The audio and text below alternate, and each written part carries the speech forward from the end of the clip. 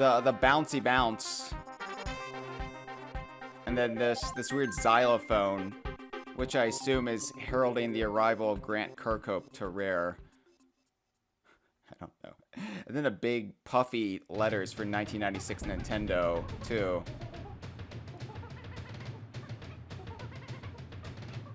So yeah, this game is obviously the third Donkey Kong Country game. Oh, I have to name the VHS tape. I always like to name them Kong. Because otherwise, if you have a VHS tape labeled Dix, people are going to think it's something else. Oh, this has aged really well. Well, this was 1996. This game took place in 1996, so it's fine. And what? Oh, she jumps down into the lake and swims to a little island, and she goes right into the cave. Here's Wrinkly's Save Cave. Hello there, it's me, Mrs. Wrinkly Kong.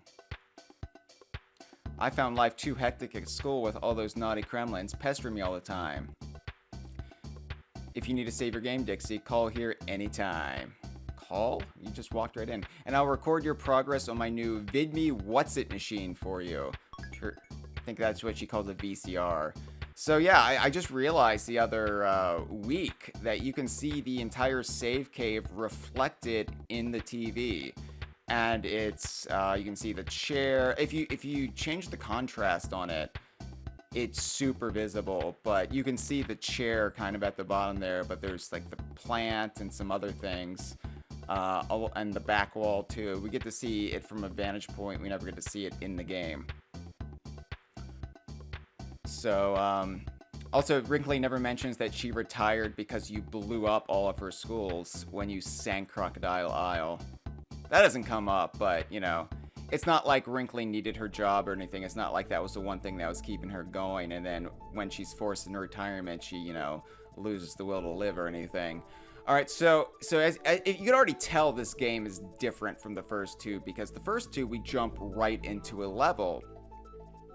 But this game, it's different in a lot of ways, and I maintain it's different in all of the right ways.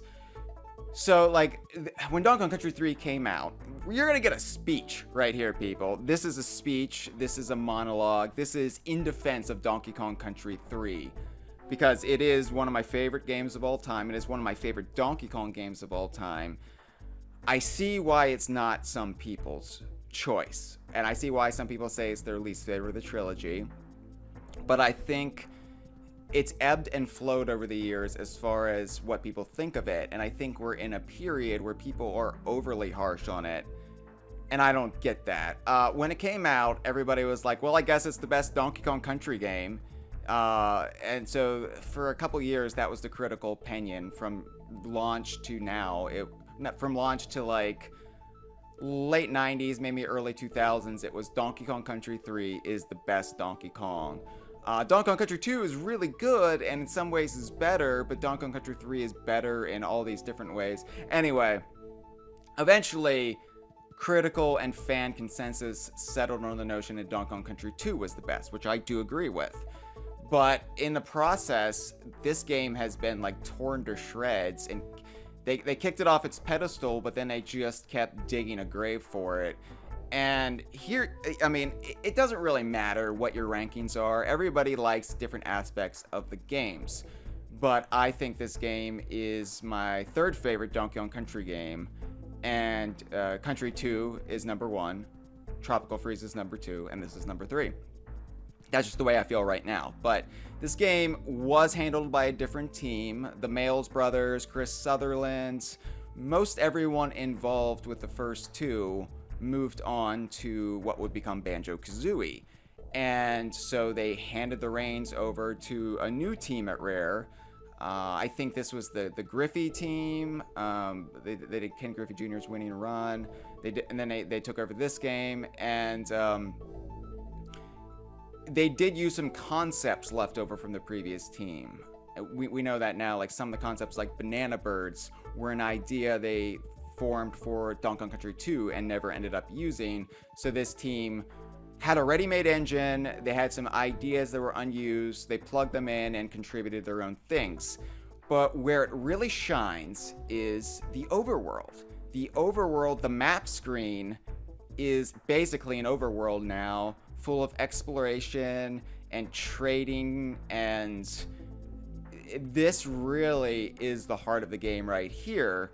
And there's a reason why the second game we're playing today is Yooka-Laylee and the Impossible Lair, because I really feel like Yooka-Laylee and the Impossible Lair, while there are some Tropical Freeze similarities in some of the gameplay and collectible choices, I really feel like Impossible Lair feels like what a Donkey Kong Country 4 would have been under this team had they carried forward after this game, because I feel like it builds on what this game begins. So let's visit Bazaar. Bazaar's general store. This is the first Brothers Bear in the game. And I love the Brothers Bear. I love everything about the Brothers Bear. They're essentially... They filled a roster of Kongs. You know, like the way Kongs are usually created is they have a stereotype about them. Surfer dude, crotchety old man, pinup model, game show host, school marm, you know. But then they evolved them from there. But they just filled those stereotypes in 13 bears, like shopkeeper, jock, old grizzled sailor, clinically depressed man. I love the Brothers Bear. I love bears, and I love that this game in particular. I should actually play it instead of just talk about it. Where's the shell from? So you can see this is how the trading begins. So it costs 5 bear coins to buy the shell. And Dixie's very rude about it, because she can say, yes, please, but obviously I don't have any coins yet. She says, you gotta be joking, which doesn't sound like something Dixie would say. And those are my only 2 choices. It's like, oh, there's no third choice. Oh no, I don't have the money right now. May I come again some other day? Do you have a layaway program? I'm so sorry, this is embarrassing. I'm a broke millennial. Dixie doesn't say any of that. It's either yes or fuck you. She's such a Karen here. Jesus. All right. Well, I'm going to say yes, please, because I don't like this option. See, that's nicer. That's nicer. And he's such a nice man. I love Bazaar. Is that a mirror? Dixie's not coming off so well in her starring role. So I love this lore. It was Cranky's great-grandfather's mirror, which we never meet Cranky's great-grandfather, but... See, they're the same 2 choices. There are statues in the Donkey Kong Island's Hall of Records in Donkey Konga 2. And you see all of the former proprietors of the island. And one of those has to be Cranky's great-grandfather, who did own that mirror. Aw, sorry, Bazaar. Nothing today, thanks. I didn't give you any business, I just loitered in your store, but... Bazaar is awesome. Bazaar, by the way, reappears in Donkey Kong Land 3. He's the only Brothers Bear that does reappear in there. He's not called Bazaar there. He's just labeled in the credits as Bear, but it's his model. I also have a lot of fanon that Bazaar and Funky struck up a wonderful relationship since their businesses were right next to each other. And the Sheepy Shop, which Bazaar runs in Donkey Kong Land 3, I think that was a joint business venture with him and Funky. Let's visit Funky.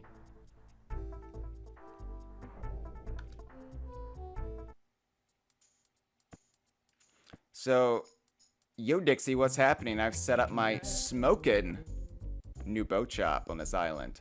Oh, and Kiddy's with him for no reason. Why are you keeping a child in the back of your shop, Funky? So this is Kiddy Kong. And memes aside, I like Kiddy Kong. Now, I don't like Kiddy Kong. Let's rent that boat. I don't like Kiddy Kong in the same way that I like Diddy or Dixie, or Donkey, or Funky, or Swanky, or Cranky, or Candy, or Wrinkly, or Tiny, or Chunky, or Lanky. I like Kiddy in his own way. By the way, I could go up here and go to a banana bird cave. Here's my problem, though. I am playing on the Wii U GamePad yet again. Playing this on the Wii U. And I have the buttons mapped to accommodate the gamepad. So the cues in here to tell me which buttons to press, I don't know. I don't know what they're going to be. So when I do a real playthrough of this on Twitch, rather than just the sampler that today is, I will have to memorize which buttons are which in relation to the controller I'm using. Maybe I could jerry-rig up a Super Nintendo controller. I don't know. And you see, I can't go over there, but that will require a future boat upgrade. This is just the basic motorboat that he's letting them rent for free, by the way. Donkey and Diddy have gone missing in the Northern Kremisphere, which is bear territory. And so Dixie has sought out to find them. We don't know they're kidnapped at this point. We don't know anything what's going on. It's just Kremlings have suddenly appeared in the area. They have a new leader named Chaos. And Donkey and Diddy have gone missing. So a conspiracy is afoot, and Dixie Kong is Nancy Drewing it. So this is Lake Orangutanga. This is the first world of the game. Now you notice the general theme of this game.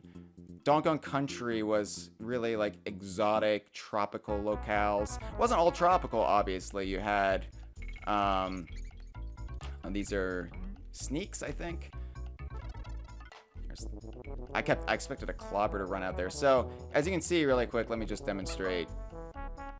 The team throw is complicated in this game because Kiddy weighs way too much, and Dixie looks like she's going to die, which it's such a great detail.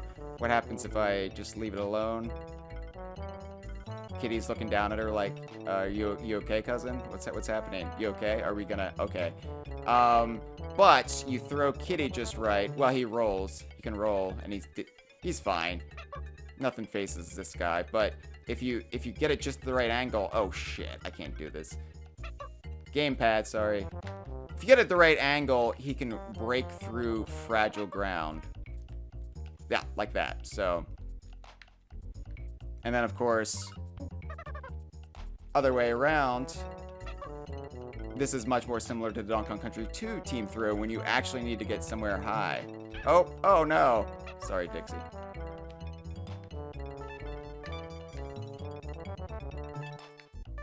So a plethora even of extra lives up there. You notice they're now the Dixie head.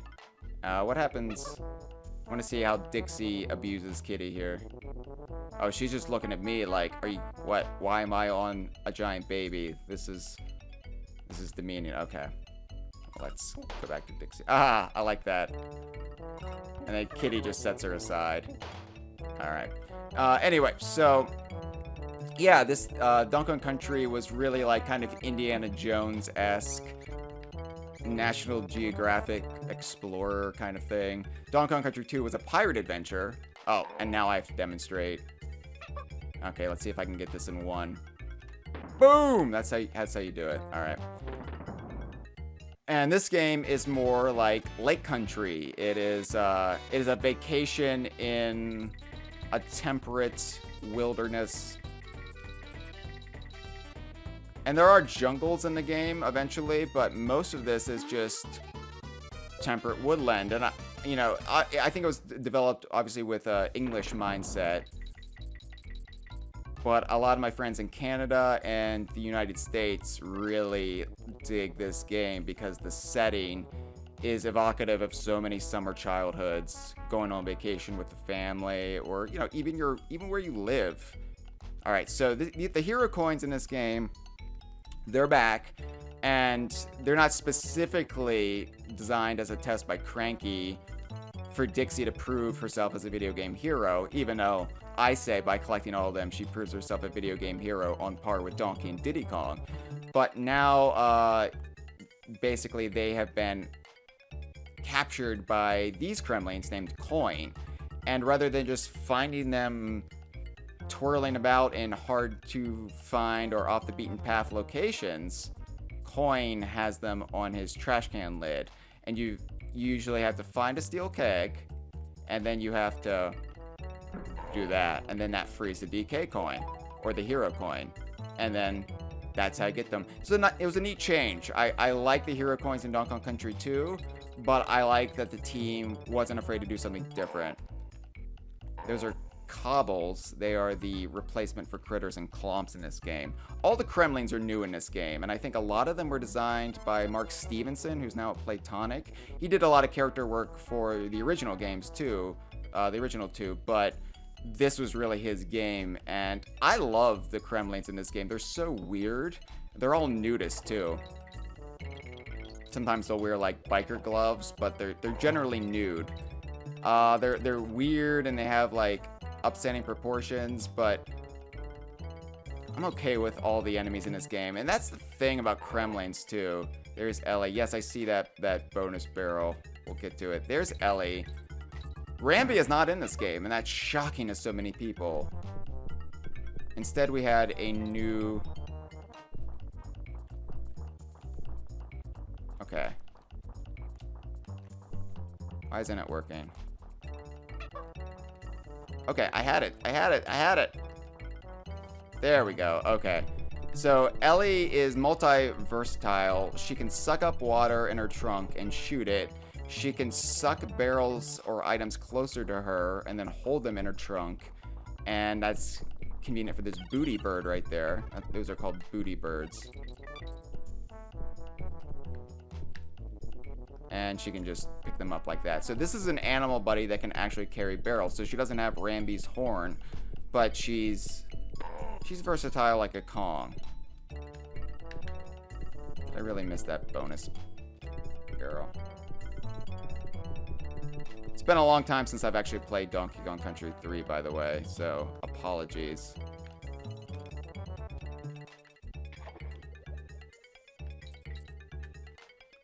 It's weird because this is the one I probably play the least, even though it's my third favorite, but it's the one I talk about on social media the most because I think it's the most interesting. I think about this one often. I'm more nostalgic for Donkey Kong Country 1, and I adore everything about Donkey Kong Country 2. But this one really just sits with me in a unique way. I don't know. I think it's the overworld. I think the overworld is so fascinating to me. Now I have Ellie back.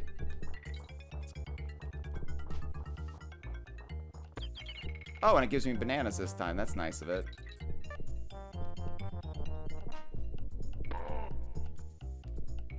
Oops. Oh. See that? And there's a bear coin. Those replace banana coins. Alright, we'll do.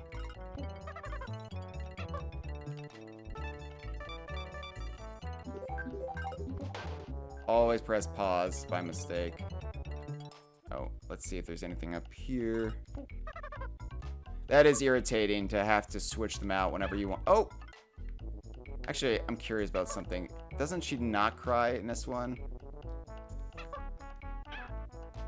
Oh, she does cry. Okay, I thought she got over that. I thought she toughened up a little bit. Okay, I need to clear the... I don't want to hit the rope. Yeah, and there's another bear coin up there. Surprisingly stingy with the bear coins right now. Of course, I just played Tropical Freeze, which has an abundance of banana coins, so... And now you see they don't have the DK symbol on the map if you catch the hero coin, but there's a yellow pendant on the flag. And if the flag is at full mast, and it's the color of your character, pink or blue, but if it's at full mast, it means you've got all of the bonuses, but that's also reinforced by the exclamation mark. And you notice uncleared stages have the K, and that is actually the Kremling K. That is, I think, supposed to be the symbol of the Kremling crew. Not the Kremling Jolly Roger, as a lot of people would assume. That's just the symbol for the Kremling pirate faction, what they put on their ships. But so it's a mill. Yeah. So the conceit of this one is you have to pull these levers or levers and get underneath the moving door in time. And a lot of the stages in this game are really centered around almost a puzzle. Like something to solve. Here is a weird thing. See, those hatches become important eventually. Oh, but now I've wasted too much time. A lot of people may not like that, because the first game was really, like, frenetic. It was about, like, getting a groove through the level and swinging on vines and just, like, bouncing through it. The second game was really based around exploration. And this game is really more puzzle-based, or, in a lot of ways. God, I'm already sick of switching them, I have to say.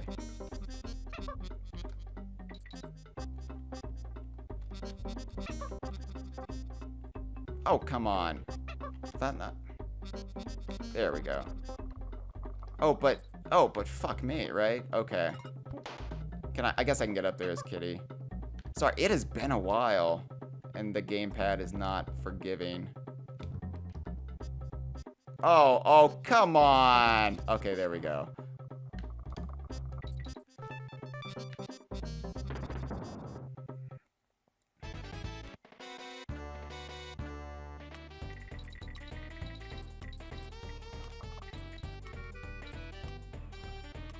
Also, should point out the music, too.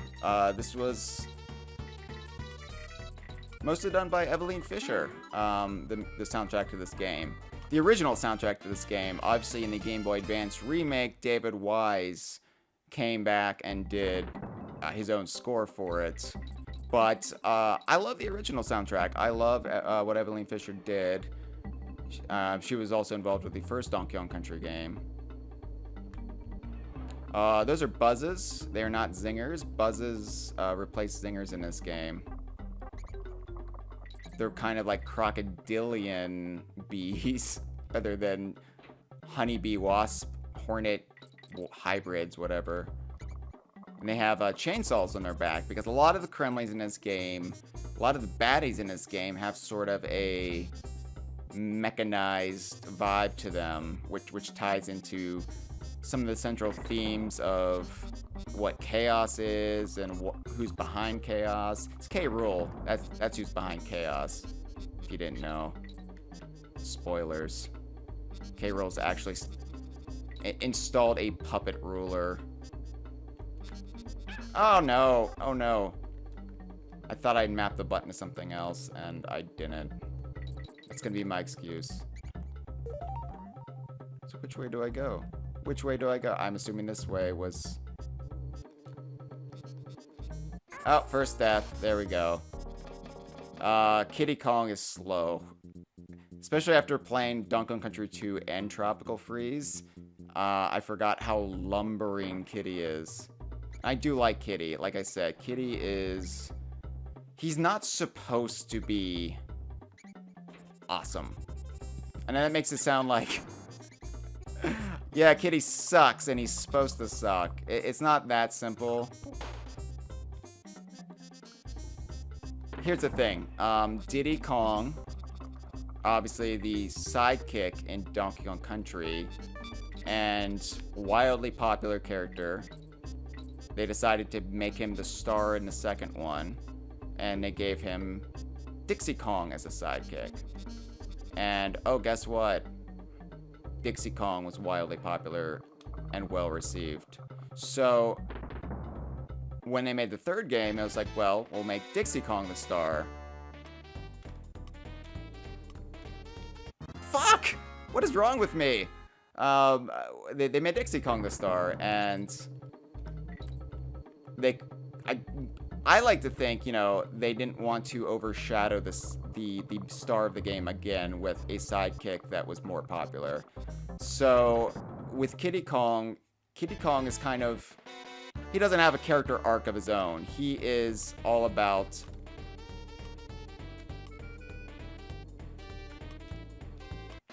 He's all about serving Dixie's story arc, which is that he is part of the double trouble in the title. Dixie has to find Donkey and Diddy while contending with Kremlings while babysitting. Actually, it's a triple trouble, but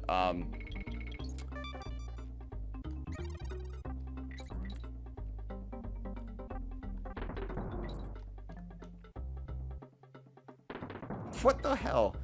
I think I'm just nervous about playing Brawl Out later. Anyway, so Kiddy is, he doesn't have an arc. He's like 3 years old. And Dixie is like, her sidekick is essentially her, you know, almost toddler cousin.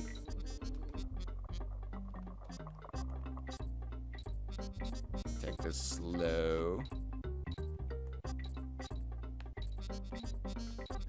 So Kiddy's kind of dopey, kind of goofy. And here's the hero coin. That's why I want to take it slow, because I remembered. So I'm going to have to... So you can already tell this is getting a little bit more involved than just a steel keg next to...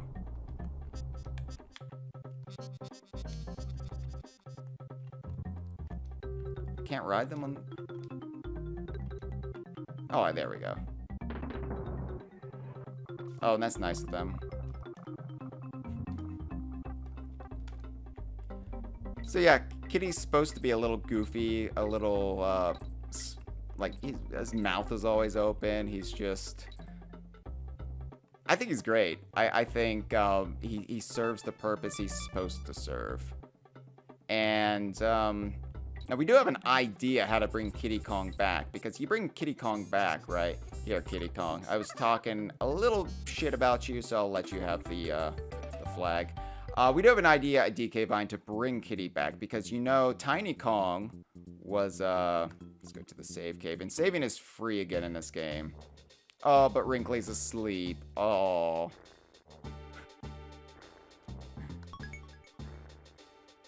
Also, I should be pointing out that apparently there's only one save cave. You're accessing it through the tunnels in the Northern Kremisphere, according to the literature at least.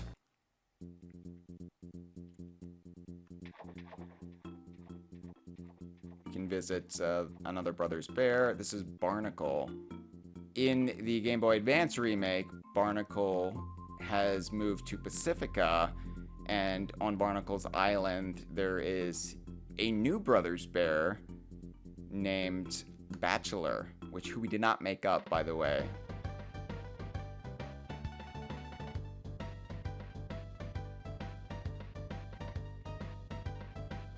So that's a banana bird right there in a cage. So obviously, go back and get the shell, and he'll trade it for the banana bird. That's basic stuff. There's also a banana bird cave that I can access up here. Again, not going to do it because the gamepad, I have no idea how it's mapped, and I can't think of two different sets of buttons across multiple generations of Nintendo consoles right now. Also, there is a steel keg already. Getting the hang of the throw now. So this is right out of the gate. Wow. Sorry, Kiddy. Anyway, we have an idea to bring Kiddy back. It's called Kiddy's Kitties. Because Tiny Kong was mature to be a teenager. Time obviously has passed, and Kiddy could not be 3 years old anymore. So you're going to have to age him up too. But how do you age up a character named Kiddy Kong? Well, you make him somebody who's stuck in a state of arrested development. And we thought, those replace clobbers, by the way. Such weird designs. I love them. I love how this game just takes the formula of Donkey Kong Country and I think stretches it to almost its absolute limit. I should check. Oh, you're back. Jeez. I should show off Kiddy's water skipping abilities here. Let me see if I can. Yeah, so Kiddy can water skip too. That's a little extra. Hey, Engard. What do you know? That was cool. All right. There's our Cocos. They're clownfish. This must all be saltwater lakes, right? Because Engard can go in the ocean. He can go in lakes. That's how I've always rationalized it. Maybe they're brackish. I don't know. Oh, Lurchins. Lurchins are a big enemy in this and Donkey Kong Land 3. In fact, there's a boss. So Lurchin Boss. Bar Boss. I'm gonna get bananas for that? Come on.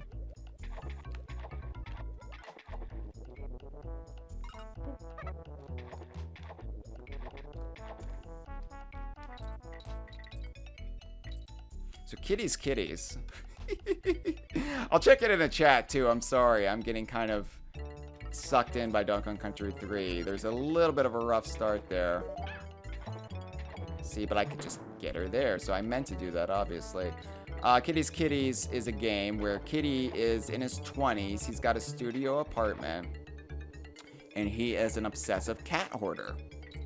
And you basically hoard cats and herd cats. Fuck me. Fuck you, Kiddy. Just get out of here. Let me talk to you. Let me talk to the audience. Jesus Christ. Oh, it's day 3 of our Stream-A-Ganza. Just bear with me. Brother, bear with me, please.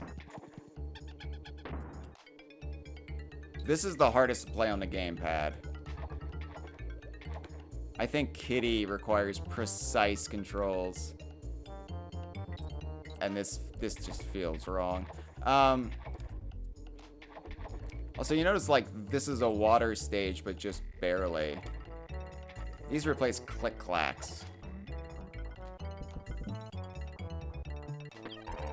There's the end. That was only the end?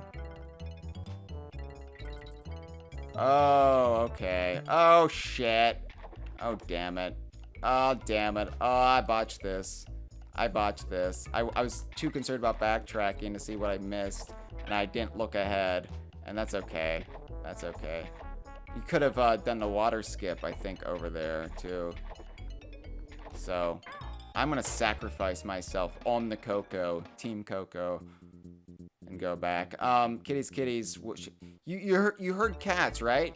And there could even be a social element, too, like, it could be like Animal Crossing where everybody has a different apartment and, you know, you get to visit each other's apartments and check out your cat collection. But the title screen for Kitties would involve you creaking open the door to the studio apartment. Like the game over sequence in this game where the door to the nursery is creaked open and Kiddy and Dixie are in the crib. Right? And you open it up and there's Kiddy Kong. His back is turned to you. Kiddy, why is your back turned to us? Fuck you, Kiddy. Oh my god. Maybe I can... Can I activate him and... No. Okay, this isn't happening. In the interest of the stream, I just have to move on. Donkey Kong Country 3 is kicking my ass in comparison to the first two. It's like there's no room to maneuver here. This is like not Gangplank Galley. This is the 3rd level. And you're just like wedged in all these fish and crocodile bees with buzzsaws on their back and... Oh my god. Alright. Yes. Oh, and see, there's probably a little balloon hidden underneath there. Had I had both Kongs, I could team throw, break that open, and get it. I'm just gonna put myself out of my misery here. Kiddy turns to you, right? Kitties, and you see him like lick a cat, like he's bathing it, and he turns to you with like a dead expression on his face, and he just goes, meow. And that's the title screen of Kitties. This is my $1 million idea that I formed with the DK Vine staff. And yeah, 4th level, we have a snow level. Which I do, like, this reminds me of Donkey Kong Land, where the 2nd level was a snow level, after a jungle. But I mean, it makes sense here, it's a temperate environment. Honestly, I'm just glad to be out of that really shallow lake.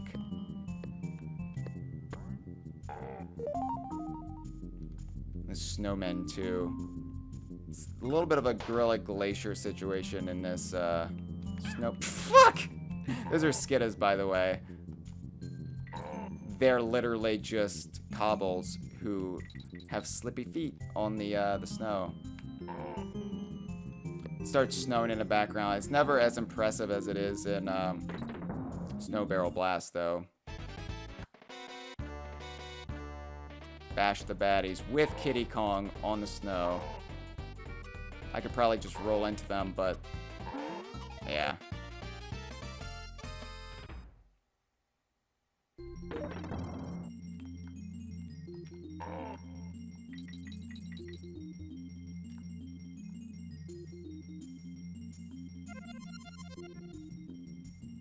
So here comes the snow. And there is the hero coin and the coin himself.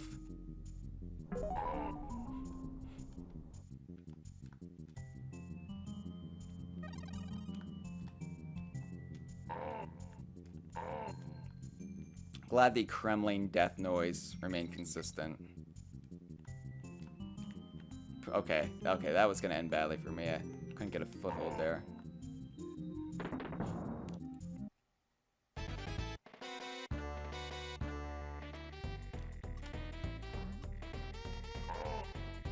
I forget if this was a bash the baddies or find the token. So yeah, it's a find a token.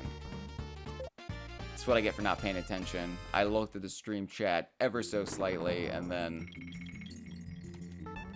see what shit I'm being given for sucking at Donkey Kong Country 3. I mean, if I'm gonna suck at a Donkey Kong Country game, I think this is the one that I would get the least amount of shit for sucking at, because it is, I think, from the outset, the most challenging of the original 3. It doesn't really... especially when you've been playing the other ones, especially when you've been playing the retro ones, it's really hard to just jump back into this. The pink flag looks great against the snow. Murky Mill. Alright. This one shows off more of Ellie, I think. Whee! Oh, that's fun. Be glad I'm not playing the Rocket Barrel stage today. That would be the most miserable time. So, the thing about Ellie is she's an elephant. And as the Mythbusters proved on their Discovery Channel series of the same name, elephants actually are scared of mice. At least, it's plausible. So, Ellie is terrified of the sneaks.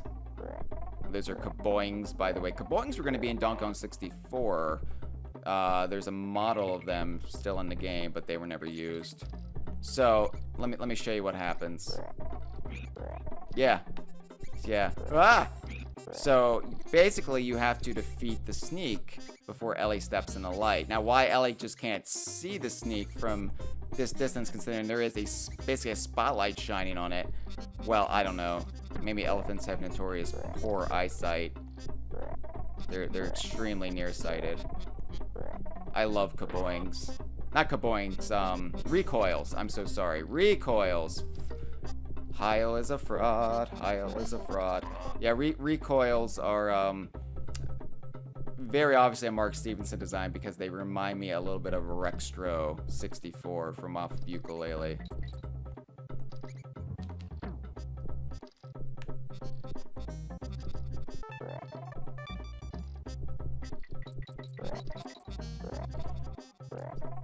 Ellie I do love, and Ellie was she did reappear in Donkey Kong Land 3.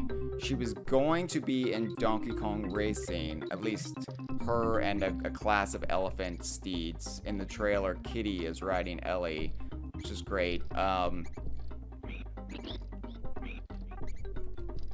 should have brought the barrel down. That's right. Oh no, I gotta wait till okay. But then, watch, this is the kind of day I'm having. That's the kind of day I'm having. I'm just gonna get buzzsawed by the buzz. Ellie did reappear in Donkey Konga, of all games, where she appeared alongside Rambi. Really? Alright, running start. Fuck! What? What?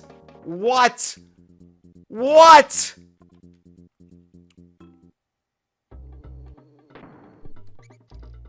So if you've ever wanted to see Ellie dance to Ditties, not Kitties, but Ditties, play Donkey Konga for the GameCube.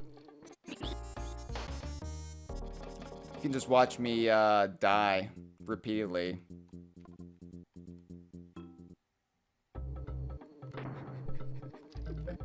Where is the run button mapped? Okay.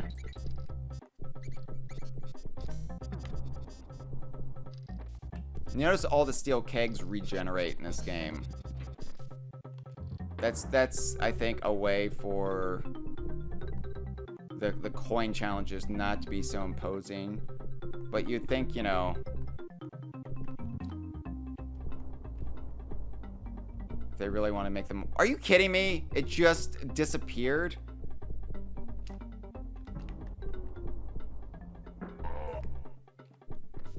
Let me practice where I have the run button mapped. I keep pressing... What was happening with the buzz situation just now was I was pressing the wrong button. The button that felt like where run should be. Fuck. And, I fooled myself like 3 times. And then I eventually, like, realized where I have run mapped. Buzzes, I take back everything I said about them. They suck. And I'm glad they were retired after Donkey Kong Land 3. In favor of zingers again. There we go. Actually, buzzes were going to be in Diddy Kong Pilot. At least one of the many builds of that game. They were going to be, along with zingers, I think they would serve the purpose of essentially Koopa shells in that game.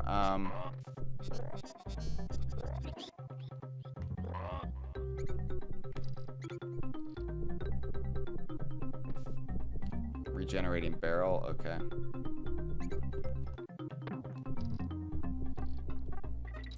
If they were ever going to come back, though, I think it would have been Donkey Kong Barrel Blast. It's something that Payon would have definitely referenced.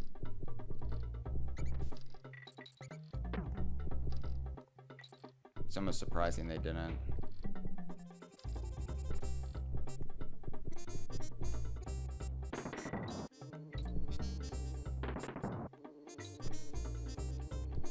So I have to suck it over and then... This is a find the coin. I was paying attention this time. Oh god, I'm gonna die. This is... self-fulfilling prophecy. I can keep trying it though. That's unfortunate for the stream, but...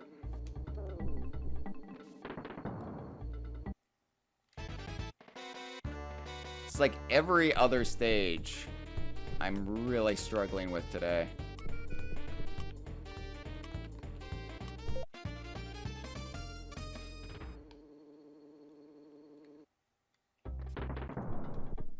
All I have to say is thank God I'm not playing the Rocket Barrel stage.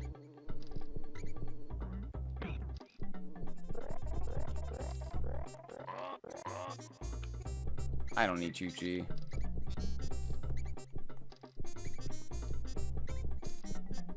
Alright, so they're gonna go all the way over, and that's the time.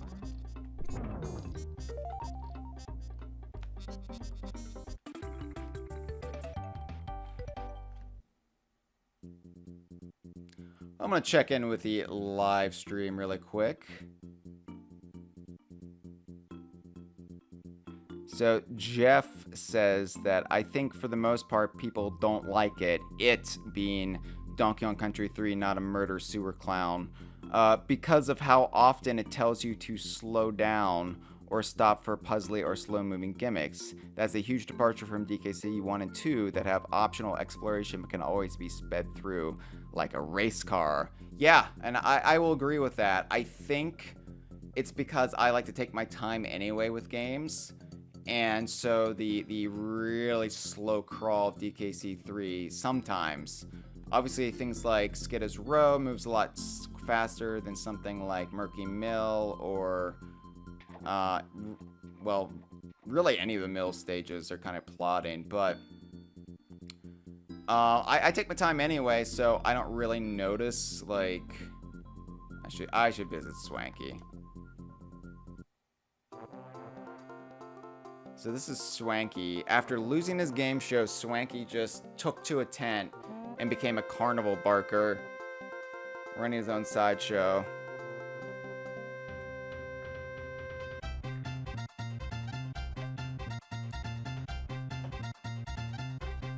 Swanky Kong is a Kong that the series could desperately use these days. I feel like the retro games would have really benefited from having a Swanky Kong like mini game on each world map. So I'm gonna suck at this too. It's been so long since I played this, and I don't think I've ever played this on the Wii U.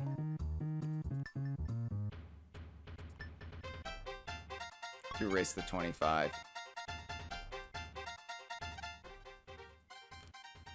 So, yeah, this is all Cranky does in this game. He is partnered with Swanky, and this is like Cranky's chance to prove you wrong. I think it's a good use for Cranky, but people are like shocked that this is all Cranky does.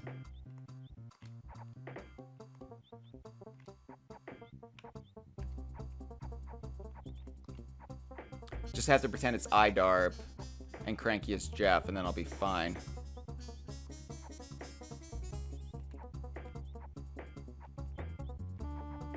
Oh, it's neck and neck. Oh, no! Screw you, old man. I have to have some flawless runs here. What are those Kremlings anyway? Are those supposed to be claptraps? Because claptraps aren't even in the game.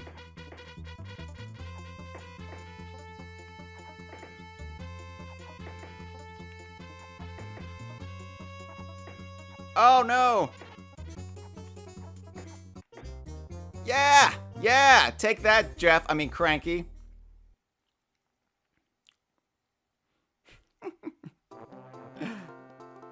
That makes me feel better.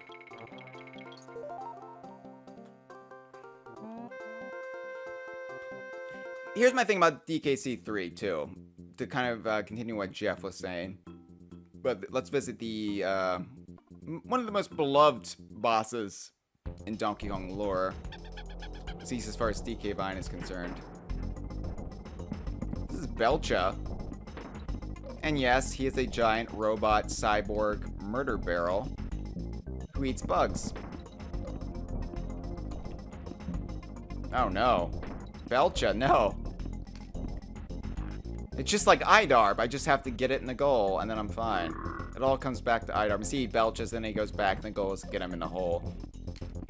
There's always a really weird, like, robot, cyborg, inanimate object boss in a Donkey Kong Country game, at least the original trilogy. There's Dum Drum in the first one. There's Cleaver the Cutlass in the second, and then there's Belcha here. Almost got him. So, like, to continue, though, with what we were saying, I think that Donkey Kong Country 2 was almost an impossible act to follow, and I like that they just did something different with it. Whoa! It's a cannon. That's a cannon from Donkey Kong Country 2. They don't appear, except in those situations here. Well, there's also Big Bessie up in Mechanos, but I should probably save.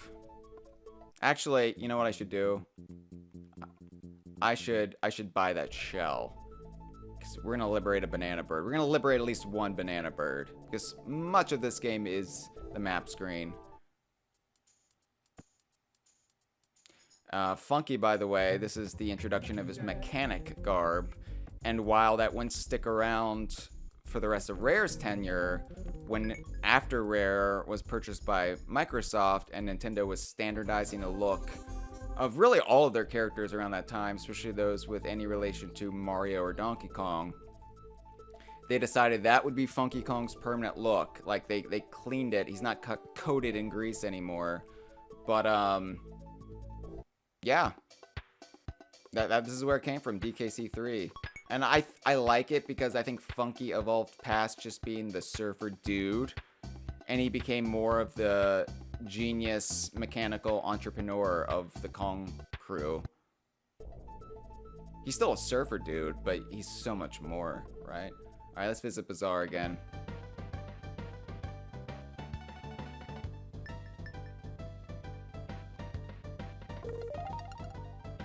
So the shell is now in my inventory. I can hold up to 4 items. Now, this is now that you've actually made a business transaction with Bazaar, he opens up and you can like chat him up a little bit. So, who owns the castle? And you might be wondering, what castle? Because where we are on the map screen, we cannot see the castle. The castle is at the most northern point on the map screen. At this point in the game, that's like multiple worlds away, multiple vehicles away. We can't get up there until we get the turbo skis, and we can't get the turbo skis until we get the hovercraft. So, like, Dixie could see it from the horizon, but from our vantage point, the player's vantage point, we can't see it. So, I'm like, who owns the castle? What are you talking about, Dixie? Me in 1996, that is. So, I have to pay 2 coins now for info. Bazaar, I'd say I love Bazaar, but he is a capitalist at heart. And that's kind of irritating me right now. He says, once I got to the castle grounds, I saw a sign which said, keep right off our land, so I ran off. Keep right off our land. K. Rool. So there's... If you were even remotely clever, you could have figured out that clue. And you would have like, oh, K. Rool is the final boss. Got it. Okay, then that's not surprising. Yeah. But if you say I'm saving for Swankies, he says, are you sure? Some cheeky lad called Link was in just last week, and he asked about the castle too. He didn't have enough coins, but he seemed such a nice fellow that I agreed to accept 500 rupees instead. After that, he left, muttering about my shells being the wrong shape or something. Oh well. So according to this, 500 rupees is the equivalent of 2 bear coins. Jesus, Hyle is going through some hard times. Also, I wonder if that implies it's the Link from Link's Awakening?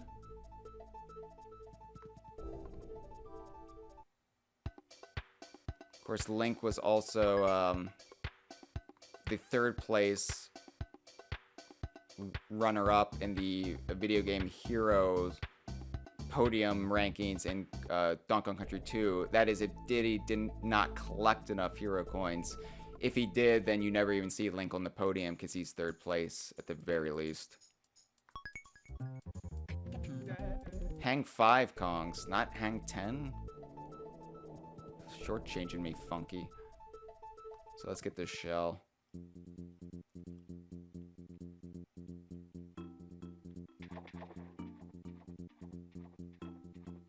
Getting to move around like this on the map screen, obviously it's you know, a game that was designed for a controller with a D-pad, but I swear this game came out 3 months after the Nintendo 64 came out, so it was like, oh man, this is like a preview of when Donkey Kong's in 3D. Just doing this.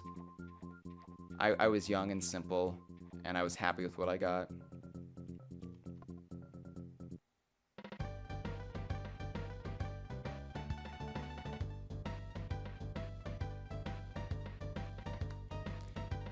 Oh, apparently some minds are blown in a live stream chat about the K. Rool clue. And yet nobody can find the missing episode of The Conversation Season 6. Also, is Dixie mocking Barnacle here? Say, Kongs, would you swap that shell for my bird? And then, so Dixie's like, arr, that I will, you stupid sailor man. Good God, Dixie's entitled millennial. I know I made a Karen joke earlier, but... oh man, this is... of course, Kiddy would say the same thing, right? Nah, I like my shell. It would have had pride of place on my shelf. We just upset this old man. I wonder if Kiddy has the same dialogue. I think he does have the same dialogue options. Let's just... go back into doorstop dash really quick. trade them out. We're experimenting. We're having some fun. We're learning about the game today. We're learning about each other. And that's what we do here on DK Vine. That's what we do on DK Vine's Not E3 Stream-A-Ganza.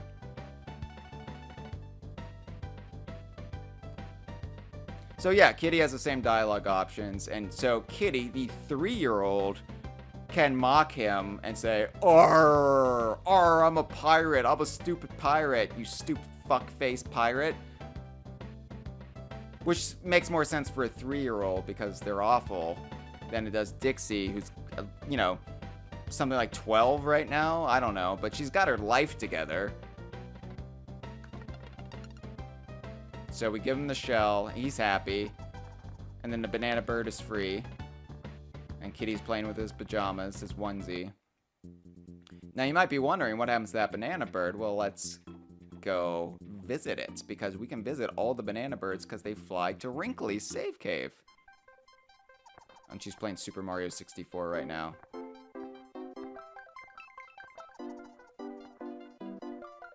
So yeah, this is where all the banana birds that you collect come to, and eventually this becomes a terrifying aviary. Now, I love birds. I love all creatures. I am an animal rights activist. I love and adore animals. However, when I'm around too many birds, I get freaked out because the flapping of their wings triggers something in the fear center of my brain, and I want to get the hell out of there. And so, if you ever go into an aviary, which is filled with birds, it is like an endurance test for me. Like, how long can I stay in here without having a panic attack? And that's what Wrinkly's Save Cave eventually becomes. Because this is filled with like 15 banana birds by the end. And I was going to say at the beginning of the stream, but I forgot that Wrinkly's Save Cave is actually, it seems like the most homey residence in all of these games. Like, that's the place, like, I think I would be happiest living, is Wrinkly's Save Cave. Not when it's filled with birds, though. No, thank you. Birds are for the outside, please.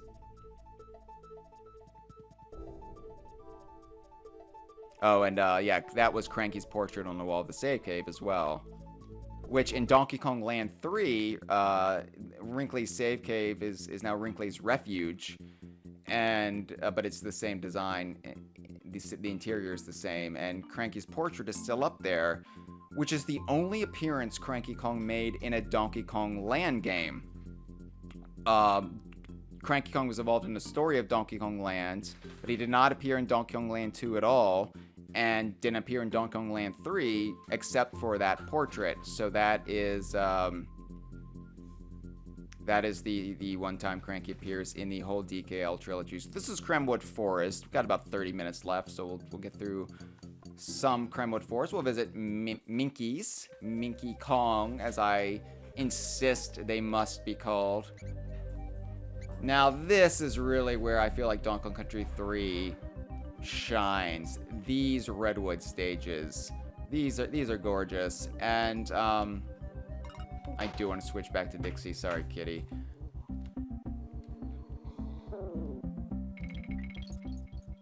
These implausibly hollow trees, but this is really what a lot of the marketing, at least pre-release hype, centered around, were these levels. And they really are, between the docks and like the lake docks and these, this is what I think of. And the waterfalls, really, this is what I think of when I think of Donkey Kong Country 3. So you see, those are Minkies. They're little, like, grubby looking capuchins, and they throw acorns, I think that is, and you've got to hide behind these at some points. And some points they don't even give you those, and you just have to run. You have to run for it.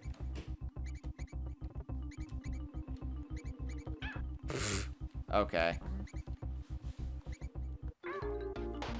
Yeah, so it's worth it. It's worth it to hear him scream his head off at least once. I'm glad I did that. I'm glad I died. So Kiddy, of course, holds the barrel in front of him like Diddy did. Kiddy does take over some of those traits that Diddy served. Just like Dixie took over some of the traits that Donkey Kong served in the original Donkey Kong Country. Now, a lot of people, when they dream of a Donkey Kong Country 4 made by Rare, and at one point the handheld team was considering it, they pitched it to Nintendo, and Nintendo at this point was, I think, making preliminary plans to make Donkey Kong Country Returns, and so they said nah. I think it would have been for the DS, and they made Diddy Kong Racing DS and Viva Pinata Pocket Paradise, and then that was it as far as Rare and Nintendo goes until Banjo and Smash. Okay, so now I've got to really book it. But when people think about Donkey Kong Country 4, one of the most common, like, fan castings of the game would be Donkey Kong and Kiddy Kong. And I think that would have been a miserable pairing, because you would have had two heavyweight Kongs, and Donkey Kong's more agile than Kiddy Kong, but Jesus. Oh, I hit the warp barrel. Oh my god, I didn't even expect that to happen.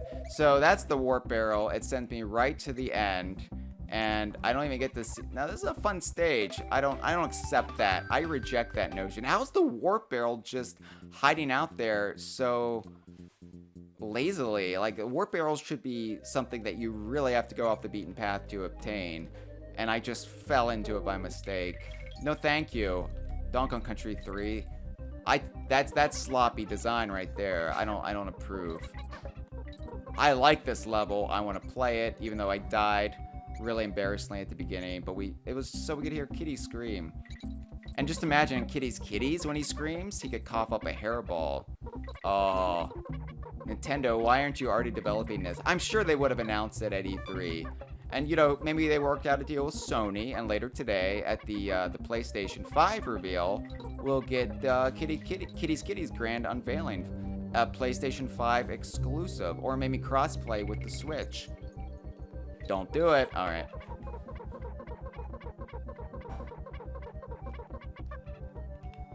There's AT&T barrel. So, as you can see, there's a bonus.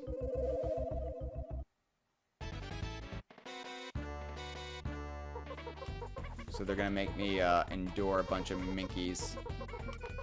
Minkies are uglier. Oh no! Minkies are uglier versions of the Capuchins from Jungle Beat. Although they came almost 10 years before. Now I have Kiddy, and this is gonna be harder. Because Kiddy is a big, stupid target.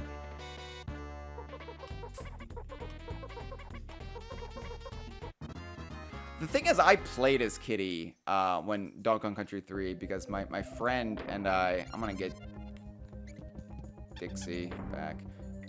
My friend and he played as Donkey, and I played as Diddy when we did two-player team in the original game, and I know there's a bunch of Minkies here now. It's hard to go down there. And then Donkey Kong Country 2, I played as Diddy, and he played as Dixie. And then in Donkey Kong Country 3, he played as Dixie, and I played as Kiddy. And I got really good at Kiddy, and obviously those days are long behind me. I think becoming a Donkey Kong Country 2, like, settling that was my favorite one in the series, means that's the one I revisit the most. When I want to, like, go back and experience an original Donkey Kong Country game, 9 times out of 10, I'm picking up Donkey Kong Country 2. And I think also because this game is so involved with the overworld, and it's almost, it suffers from a little bit of Banjo-Tooie syndrome, in that I feel like it's a game that's good to, like, sit down with if you plan to really play it all the way through. But it's harder to pick up and go if you just want to, like, jump into it. Obviously, there's the levels if you want to do that, but, you know, I'm so much of a big picture guy when it comes to these games that it means I generally, I guess, stay away from it, and just the breezy little, oh, I'm gonna kill an hour in Donkey Kong Country. Same way with Banjo-Tooie, the size of it is daunting, where with Banjo-Kazooie, I can pick it up and just have fun running around and visit a world. And I will get the brash before we end the stream. We have 25 minutes. It won't be hard to get the brash. Those are NIDs. Some people really think Nid should be considered an animal, buddy. And I'm like, that spider would eat your face off if it didn't have a plank of wood on its back. It's not an animal, buddy.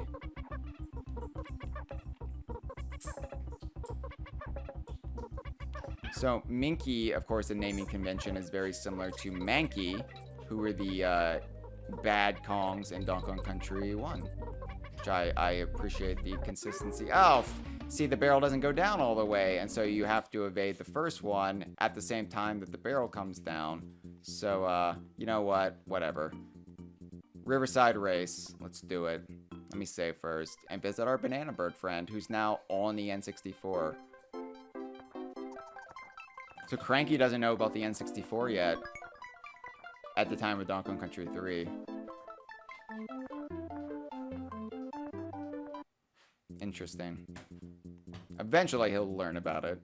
And then he will actually cast the auditions for Donkey Kong on GameCube. Now, talking about gimmicks, right? See, okay, those are little... almost little buzzes that are chasing you. But you've also got that timer that's not explained at all when you first get in here. And like, it's called Riverside Race, but it's like, who am I racing? Are the bees racing me? What is happening here? The race is actually against Brash's time. Apparently this is something natives of the Kremwood forest like to do, is race along this riverbank and set the best time. That's not explained to you. That's as confusing as the castle bit.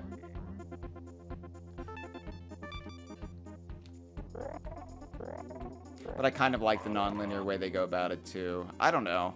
I can't hate on this game. I love it too much. Like, yes, obviously I see some of its flaws. I see why some people are hard on it, but ultimately I just find it charming. Even the little, like, things that are irritating. It really is remarkable that the Donkey Kong Country games... Oh, and I didn't even beat Brash. That's fine. That's fine.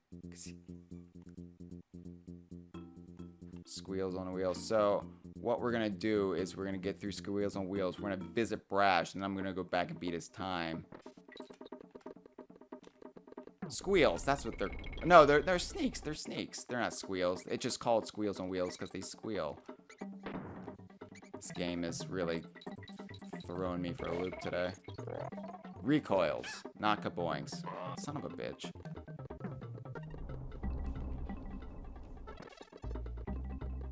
And so, you see the meter up there. Every time... hit them, the meter goes up, and then that means a door will eventually open. The middle levels, I don't think they're my favorite of the game. I don't hate them. I don't hate anything about this game. But there is a lot of almost too stop and start type of gameplay for my taste. And I like exploring. I like puzzles. Oh, see, the hatch is locked, and that will come into play later.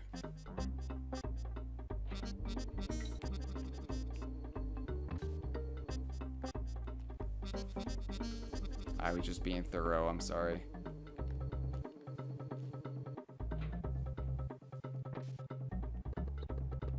So there's the rope, and then there's this.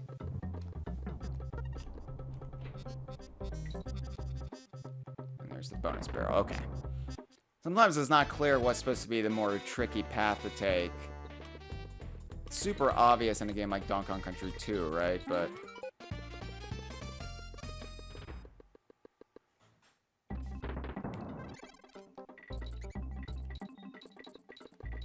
So talk to me in a live stream about Kiddy's Kitties. What you would like to see in Kiddy's Kitties.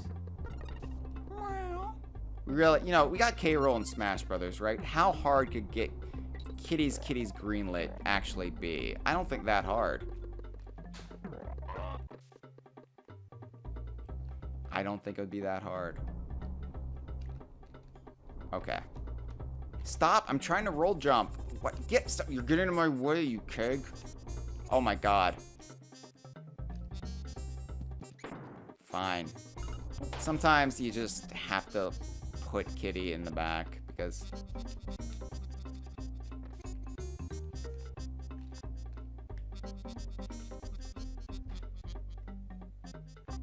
Oh, it won't even let me tag out up here.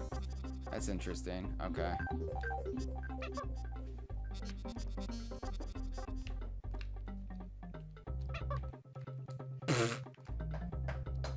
Does it even work? Yeah, it works. I just have to get up there. Okay, but he keeps doing the boom boom move. Alright.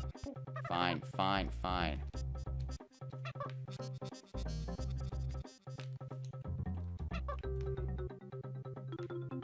Oh my god. Oh my god.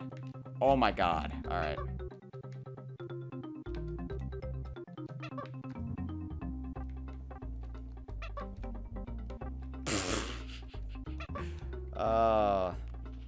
My ultimate humiliation is this. There we go. Seriously, this would be my version of hell if I found out I was in a bad place. Having to do that team throw. Oh, right.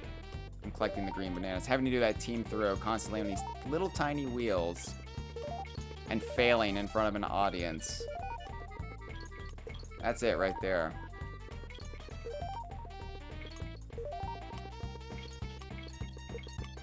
Sometimes they just spawn right into you. Of course, this is the debut of green bananas, which was a really innovative concept in the Donkey Kong series. Green bananas. Not quite ripe. They would, of course, go into great prominence in Donkey Kong 64. Not the same bananas. They were well ripened by that point, but there were new green bananas, which were not quite ripe yet. Also, they appeared in Donkey Kong Country for the Game Boy Color, so don't at me. I know full well. Oh my god, now I'm gonna... Okay, well, at least I can take out that buzz. Green buzzes you can take out. Red buzzes you cannot.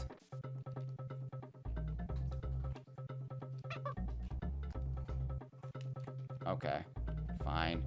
You can tell I'm just, like, avoiding using Kiddy as much as I can until I absolutely have to. Oh, no! Oh, no. Well, now she's just gonna be crying up there. I can probably roll jump, right? Yeah, okay. I just had to have faith in Kiddy. I think the thing is, I don't have faith in myself because I don't have faith in Kiddy. And it's doing neither one of us any good. So you know what? I need to believe in Kiddy Kong again.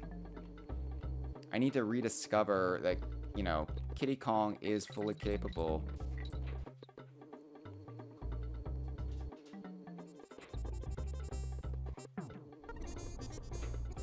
So I'm gonna try this as Kiddy Kong.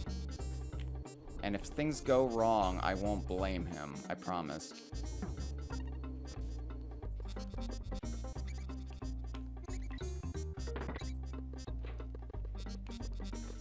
Oh no. Oh well, I meant to get those bananas because I forgot those bananas, see? So I went back to get them. I didn't just slip.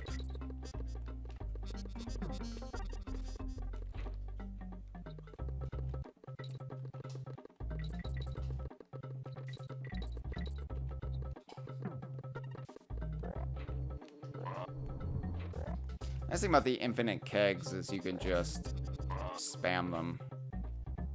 I mean, it's cheap and a little against the spirit of the game, but I mean, they're just giving me infinite kegs, so why not?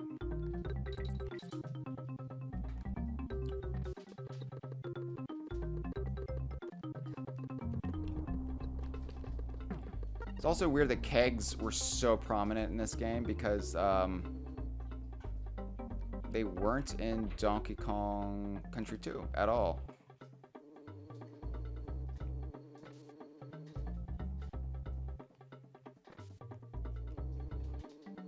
So I'm missing one.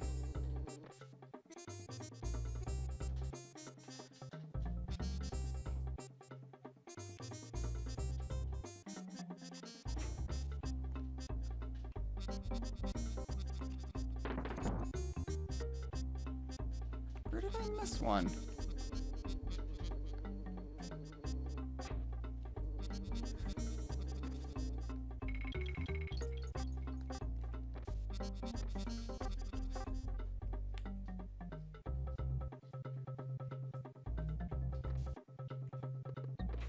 There we go.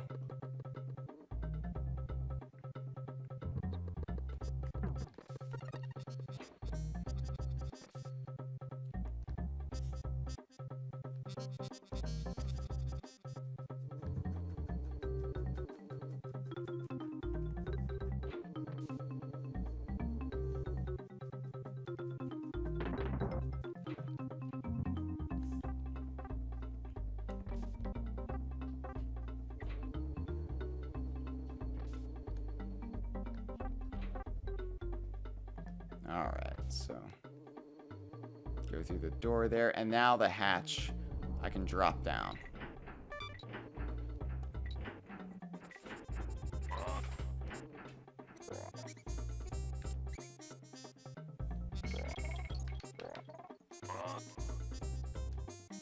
I just wanted to take him out. So this door now is open, and who should it be? Perry the Parallel Bird, the other new animal buddy of this game, and a weird animal buddy. So he can peck out booty birds like that. And he flies directly above you, so every time you jump, he jumps, or he flies. But also you want to get him up. You don't want to lose him, because usually the whole point of parry is to get him to the that sign, because you'll get a really good reward. But he helps you get items that are just out of reach sometimes. He's kind of been held up in the fan community as a beloved character, I think, because of how nonsensical the notion of a parallel bird is. I don't know. Spring and spiders. Oh, we might not get to Brash. Jeff, I'm going to try to get the Brash. I promise you.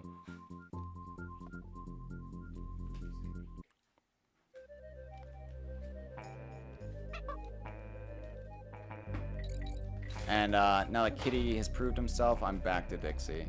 This will come in handy. And so those are hedgehogs, by the way. That's Donkey Kong's take on hedgehogs. So there are porcupines in Donkey Kong Country 2.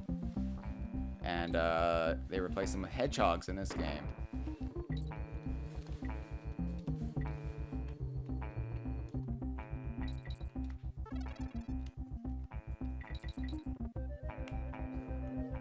And they're squawks.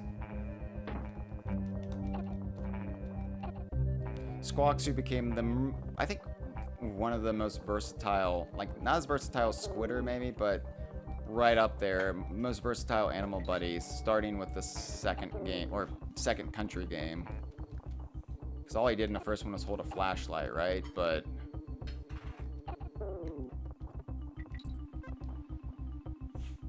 he really grew into become one of the most important characters.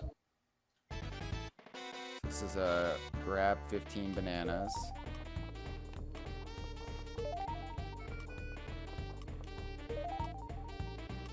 They're just gonna spawn around the buzz. Okay.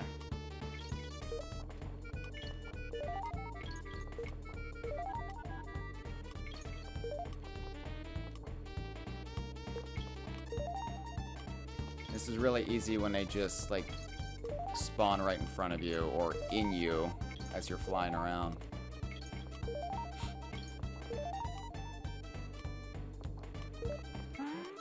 And then you have to go back down to get the bonus coin. Bonus coins, of course, replace Krem coins in this game. And they would reappear, more than Krem coins would, actually.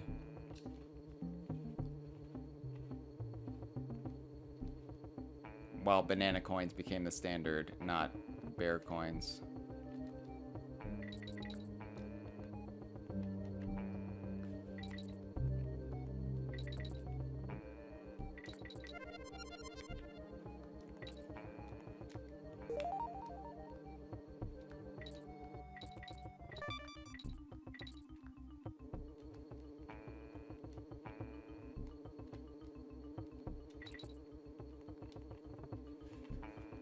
Oh, really? That's it?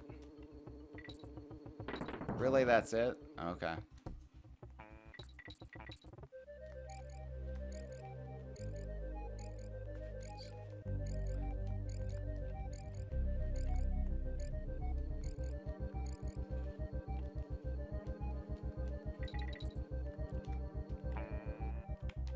Oh, and then you bring him up there.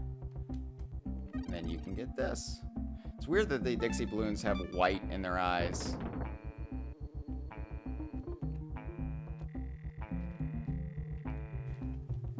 Because, you know, the other balloons don't have that feature. Wondering why they went with that decision.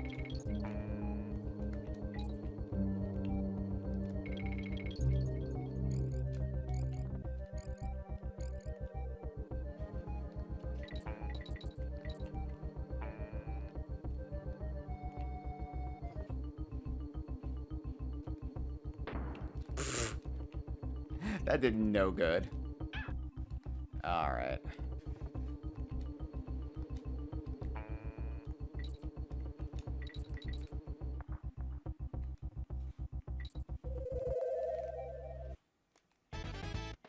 So I'm not going to beat Brash's time on this stream, and I'm so sorry about that. Are you kidding me? Are you kidding me? Okay.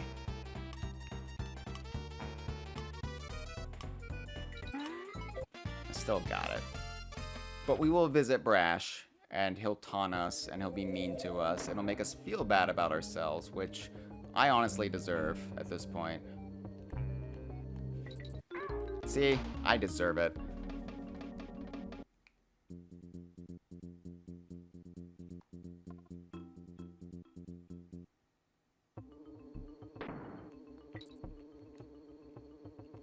Wait, which way do I go?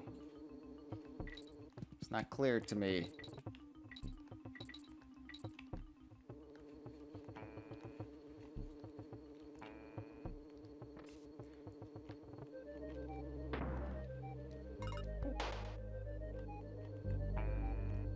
Always, yeah, and then it's pointless to go down there. Yeah, but it is weird when you think about how really the Donkey Kong Country games, they were all the same engine. Still went down there. They're all the same engine. They were released in a span of 2 years, right? 1994 to 1996. And yet, despite that, they all feel so varied and different. And like, it never feels like, oh, we just have to make another one, more of the same, more of the same. They all feel so radically different, and so, like, the fans just can't decide which one is their favorite, and I'm glad they're so different. Obviously, there are, you know, elements that are the same throughout, because of course there would be. They're all part of the same series, made by the same studio, same engine, but I like that they're all so different, and I like this one is different, too. Okay, that Buzz just does not want to die, and you know what? It's just going about its day. I really shouldn't be there to mess with it. That Buzz, on the other hand, I wish I could kill. Okay, that's where I tripped up last time, too. So I'm not going to let that happen this time. This is my third favorite Donkey Kong Country game, I'd have to say. Yeah, that's still holding up, even with how much I'm struggling on the GamePad right now. So this is Brash. This is Jeff Oden's favorite character. He's just a bully, and he's a jock, and I don't know why Jeff likes this guy, but he named his pirate in Sea of Thieves Jeff the Brash. Oh, he says my time is pitifully weak.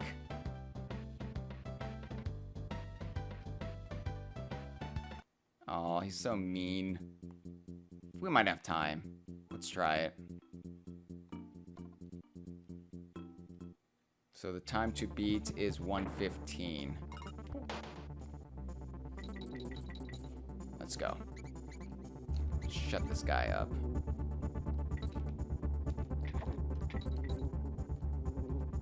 get distracted by anything.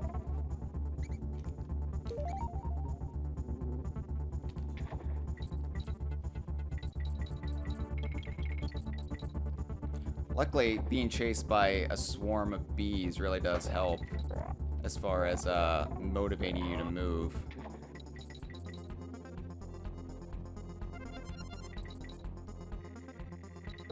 That's why I hated the end of the Macaulay Culkin movie, My Girl. I'm like, why aren't you trying to set a time and run away from these bees? Why are you just letting them sting you? Didn't feel authentic to me, you know? Sorry, Dixie. No time. No time. I'm probably gonna get taken out by a Coco, too.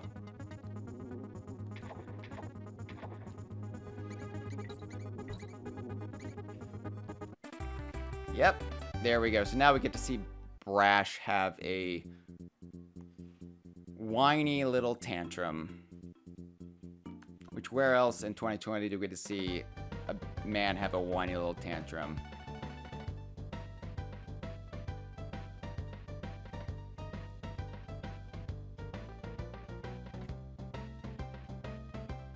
What? That's a lot of ellipses. That's unnecessary in the amount of ellipses. You don't need that many ellipses.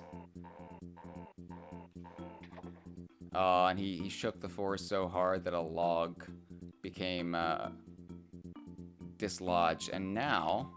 Oh, wait. Now we can cross there from the other side. I would have to go beat Bobbing Barrel Brawl, and then I could cross that and get to a Banana Bird Cave. So that's what that accomplished. But yeah, and you could always try to beat your own record there in that level after the fact. So Jeff says, Hyle wasn't sure why I like Brash. The reason is this sound effect, which is basically just the Kremlin sound effect, right? I mean, it's just the kind of chonky that all the Kremlins use when you beat them over the head. So Square Mango says that Jungle Beat is greater than Donkey Kong Country 3. Ooh, I love the twinkly little music there. And, you know, I love Jungle Beat. I've really come around on Jungle Beat, but I still think I have to... Jungle Beat might be more fun to play if you get in the right mindset for Jungle Beat. But I think Donkey Kong Country 3, it's more of a...